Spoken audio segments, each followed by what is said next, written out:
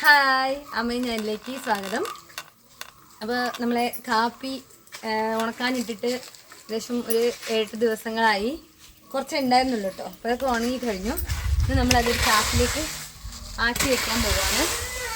അപ്പോൾ നമ്മൾ അധികം കാപ്പി മില്ലിലാണ് ഇങ്ങനെ ചാക്കി കൊടുത്തിട്ട് നമുക്ക് ആവശ്യത്തിന് പൊടി വാങ്ങും. ഇപ്പോൾ തോന കാപ്പിയൊക്കെ ഉണ്ടെങ്കിൽ അവിടെ കൊണ്ട് കൊടുക്കും. കാപ്പി അങ്ങനെ വിൽക്കുക.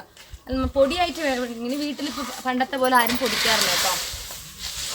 പിന്നെ ഈ ഉണങ്ങിയ കാപ്പിയിൽ കുറേ കൊത്തും കോലും കൊമ്പുകളൊക്കെ ഉണ്ട്. അതൊക്കെ പെറുക്കി ഒരുവിധം കളഞ്ഞിട്ട് വേണം ചാക്കിലാക്കാൻ. പിന്നെ കുത്തണം എന്ന് പറയുന്നുണ്ട്, ആഗ്രഹമുണ്ട് എനിക്ക്.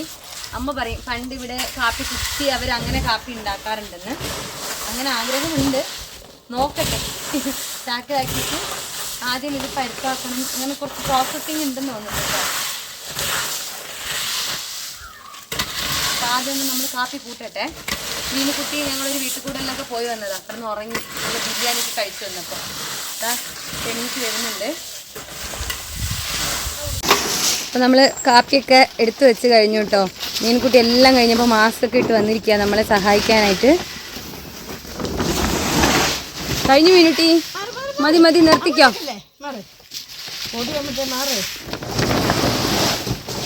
ഇന്നത്തെ ദിവസം ഞങ്ങളെല്ലാവരും ഭയങ്കര ആരും ഒരു പണി എടുത്തിട്ടില്ല. ഭയങ്കര ക്ഷീണം എല്ലാവർക്കും.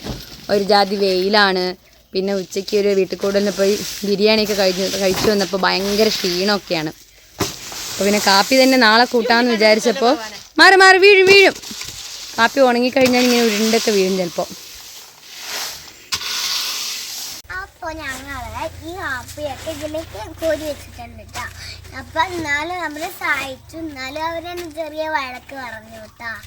പിന്നെ അവിടെ കുറേ ചതുരപ്പയറുണ്ട്. ഞങ്ങളെ വീട്ടിൽ കുറേ പറിക്കാനുണ്ട്. അതൊക്കെ ഞങ്ങൾ ഇവിടെ കുറേ ചതുരപ്പയറുണ്ട് കേട്ടോ. പിന്നെ ചെറുതൊക്കെ ഉണ്ട്. അപ്പോൾ നമ്മൾ കാപ്പിയൊക്കെ പെറുക്കി വെച്ച് കഴിഞ്ഞു. കാപ്പി പെറുക്കി വെച്ചു കഴിഞ്ഞു.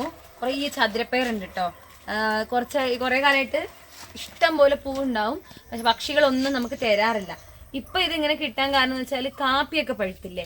അപ്പോൾ പക്ഷിയൊക്കെ കാപ്പി തിന്നാനൊക്കെ പോയി തോന്നുന്നുണ്ട്. പ്രത്യേകിച്ച് പൂക്കൾ തിന്നാൻ ഇതിൻ്റെ കായും പൂവും ഒന്നും നശിപ്പിക്കുന്നില്ല. അപ്പോൾ നമ്മൾക്ക് ചതുരപ്പയർ കുറേ ഉണ്ട്. ഇതൊന്നും നമുക്ക് ഒരു ദിവസം കൊണ്ടൊന്നും വെച്ചാൽ തീരൂല. പിന്നെ അടുപ്പിച്ച് വെച്ചാൽ നമ്മൾ ഇവിടുന്ന് ഓടിക്കണ്ട. അതിനോടൊന്നും ഇഷ്ടമില്ലാത്ത സാധനമാണ്. എനിക്ക് ഭയങ്കര ഇഷ്ടമാണ്. എന്നാലും ഡെയിലി വെക്കാൻ പറ്റൂല. അപ്പോൾ അടുത്തുള്ളവർക്കോ ആവശ്യമുള്ളവർക്ക് കൊടുക്കും.